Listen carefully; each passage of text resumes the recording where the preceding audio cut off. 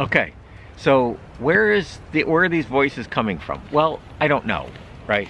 Nobody really knows. This story, it's really like a fairy tale, you know? Once upon a time in a land far away. This would be definitely a Grimm Brothers, Grimm fairy tale. And just listen to the beginning. There was a woman who was beautiful, who started with all the advantages, yet she had no luck. She married for love, and the love turned to dust. She had bonny, happy children, yet she felt they had been thrust upon her and she could not love them.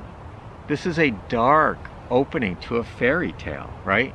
This story is told in the third person omniscient point of view. Remember our literary vocabulary list? Third person omniscient point of view. So, where does he get the voices? Who knows? This is a fairy tale. There's something mystical or supernatural going on here.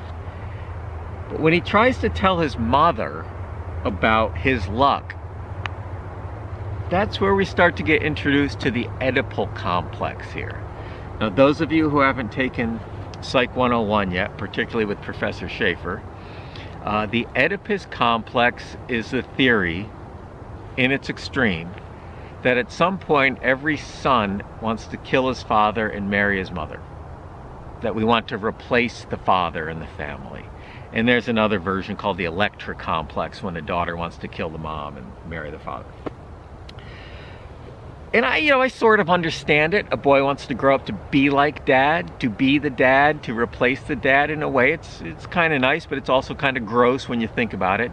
And Sigmund Freud identified it, and he named it the Oedipal complex, Oedipus complex, because of the Greek play Oedipus Rex, where in fact, I'll spare you all the details, but a boy grows up, doesn't know it, but he kills his father and marries his mother. And that's that. So that's what's happening in this story. And D.H. Lawrence, I've read a lot of D.H. Lawrence stories. It's pervasive in his literature.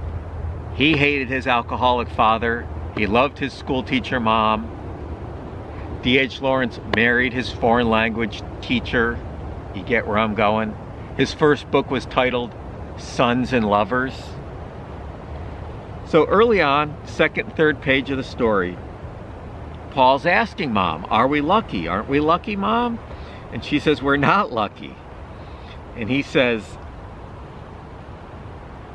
I'm a lucky person. Why? Well, God told me, he asserted.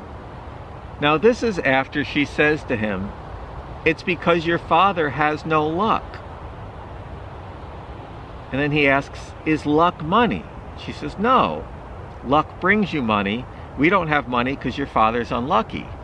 So Paul says, oh, but I'm lucky. Now, in a way, this is like, I guess it's algebra. I don't know much about that stuff anymore. But Mom says, we're poor because Dad has no luck. Paul says, hey, I'm lucky. I can be that part of the equation here, and then we will have money. Mom, you and me equals money. So there's definitely an Oedipal thing going on here, and we'll talk a little bit more about that at the end. So Paul wants to please the mother. He gets the voices, the names come to him from God knows where. Bassett, the gardener, is placing the bets. And then I think the real bad guy, if there is one in the story, Uncle Oscar, gets in on it, and we'll wrap around to him at the end of the story. Now,